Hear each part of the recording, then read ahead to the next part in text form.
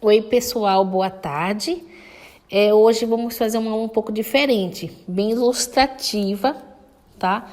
Para dar importância a uma pessoa que foi singular, uma pessoa única na doutrina do que nós temos hoje, a doutrina dos espíritos, tá bom?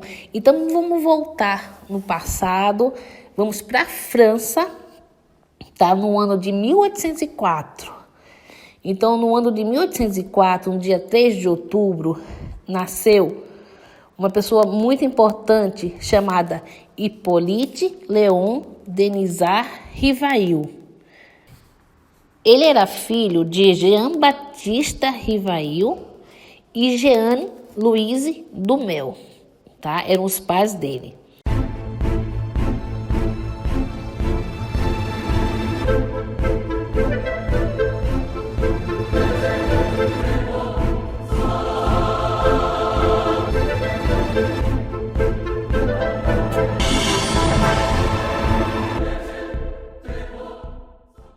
Ele foi uma criança assim bem diferenciada. Desde criança ele sempre foi voltado para a área de educação. Sempre gostou de ensinar. Tanto que quando tinha 14 anos, quer dizer, a idade de vocês, né? De todos que estão participando do 5º ciclo, mais ou menos, ele já tinha uma banca de estudo. Ele fez uma banca de estudo na sua casa e com essa banca ele ajudava os coleguinhas da sala que tinham mais dificuldade. Fazia isso porque ele gostava, ensinava gratuitamente.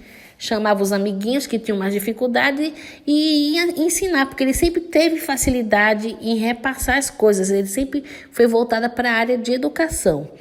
Então, ele foi um grande estudioso, um grande educador, foi tradutor, codificador, gramático, físico, químico. Ele realmente foi uma pessoa assim, altamente inteligente para a sua época. Como eu tinha dito, ele sempre foi voltado para a educação. Então se dedicou a isso. Foi para a Suíça, estudou em Verdun, em um castelo onde existia uma universidade. E ele era um discípulo de Pestalozzi. Pestalozzi, entendeu? Era um cientista que sempre prezou pela educação, para o raciocínio, para o entendimento. E ele era um dos seus pupilos. E ele se formou com 18 anos. Ele já era bacharel em ciências e letras. E ele dominava perfeitamente o alemão, o francês, o inglês e falava italiano também e espanhol. Quer dizer, era uma pessoa que naquela época era chamada de nerd. E ele tinha na época 9 diplomas. Ele podia ensinar química, física, gramática, entendeu? Ele era uma pessoa muito inteligente. Então, quando ele voltou para a França, entendeu? Ele era altamente requisitado. Tinha um prestígio, escrevia livros sobre educação. E todas as escolas e universidades queriam ter um professor, né, como o Hippolyte Léon, porque ele era uma pessoa altamente competente. Seria um orgulho para a instituição tê-lo como um professor. Aos 28 anos, né, quando ele voltou, ele casou com a Amélie Gabrielle Baudet, né? E ele, sempre voltado para essa educação, lançou várias obras sobre o ensino, educação, métodos de gramática, de caligrafia, sempre aperfeiçoando esse lado da educação. Em 1834, ele se tornou membro real da Academia de Ciências Naturais.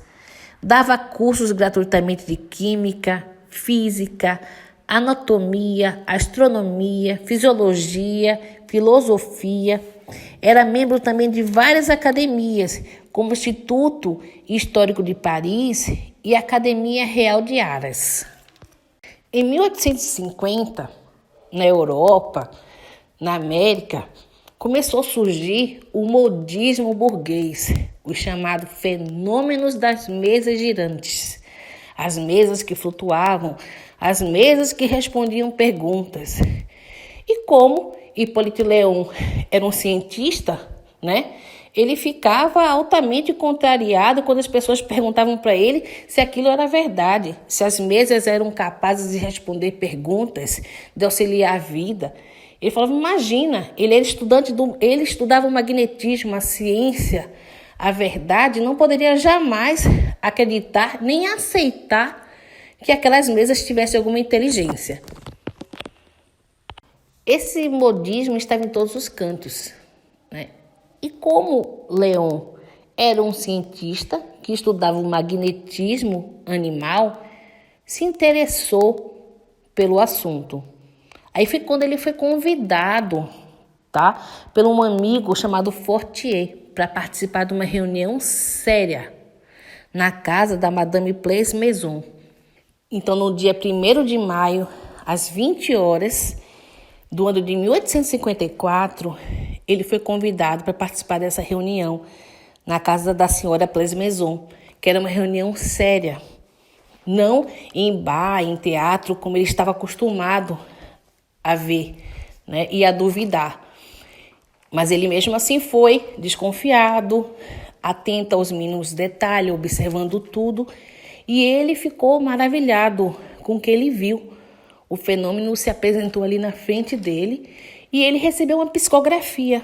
E essa psicografia era de um espírito familiar, amigo dele de outras vidas.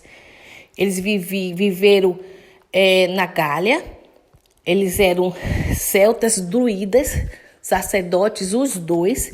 E o nome dele, do Leon, era Allan Kardec. O espírito falou, olha, o seu nome em outras vidas foi Allan Kardec, você foi um espírito amigo meu, você era um sacerdote druida e a sua missão é essa, mostrar que a morte não existe, entendeu? Que os espíritos se comunicam e que isso não é mentira, isso é verdade. Isso é um fenômeno que você tem a missão de propagar, tem a missão de estudar e codificar. Não vai ser fácil a sua missão.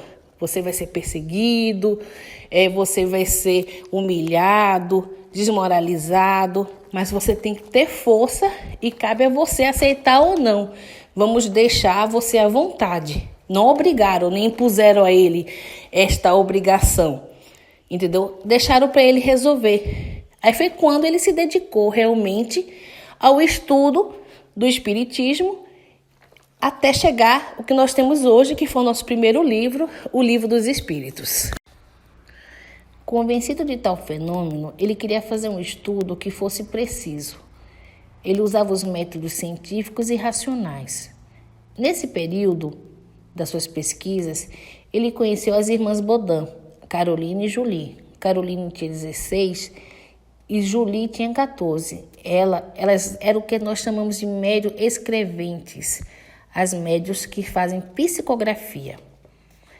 Conheceu também Ruth Jafé. Ruth tinha mais ou menos 20 anos. A mediunidade dela era diferente. Ela é o que nós chamamos de médios falantes.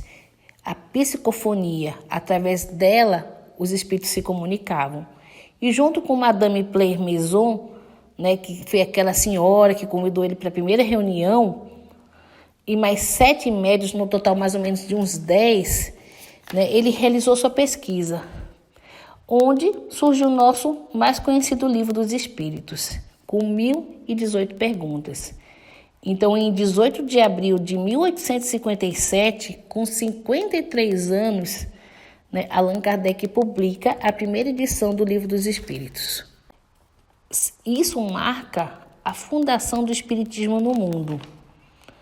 Também, em 1º de janeiro de 1858, ele lançou o primeiro volume da Revista Espírita e também fundou a primeira Sociedade Parisiense de Estudos Espíritas.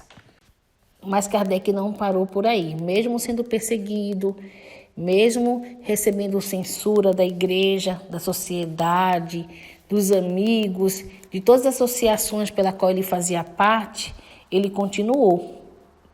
Apareceram mais médios e, através desses novos médios, ele ainda continuou a sua pesquisa e nos deixou várias obras. Nos deixou primeiro o Livro dos Espíritos, depois os livros dos médiuns, o Evangelho segundo o Espiritismo, o Céu e o Inferno e a Gênese. O Livro dos Médiuns foi lançado em 1861. Nele Kardec mostra a importância do estudo do espiritismo, como o médium se comportar, como desenvolver a mediunidade, quais seriam os tipos de mediunidade. Então, para as pessoas que querem desenvolver sua mediunidade, querem que ela seja desenvolvida e educada, esse é um livro essencial, primordial para isso. O terceiro livro é um livro bem conhecido nosso. Todos nós espíritas temos em casa, que é o Evangelho segundo o Espiritismo, onde nós fazemos o nosso culto do Evangelho no lar. Ele foi fundado em 15 de abril de 1864. Nele, Kardec mostra todos os ensinamentos de Jesus, as parábolas, na visão espírita. O quarto livro chama-se O Céu e o Inferno. Ele lançou em 1865. Nesse livro, Kardec explica a justiça de Deus à luz da doutrina espírita e fala que todo o sofrimento, todas as consequências estão nos nossos próprios atos.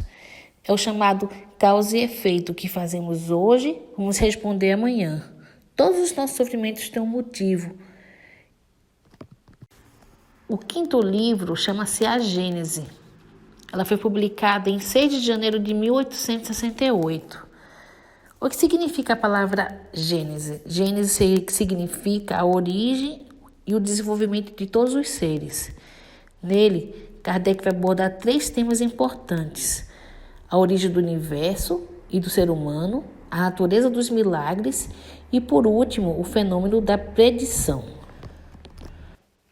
No dia 31 de março de 1869, um ano depois da publicação da Gênese, Kardec desencarna. Então é isso, pessoal. Espero que vocês tenham gostado desse mini resumo ilustrativo sobre a vida, obra, missão, toda a trajetória do nosso codificador do Espiritismo, Allan Kardec.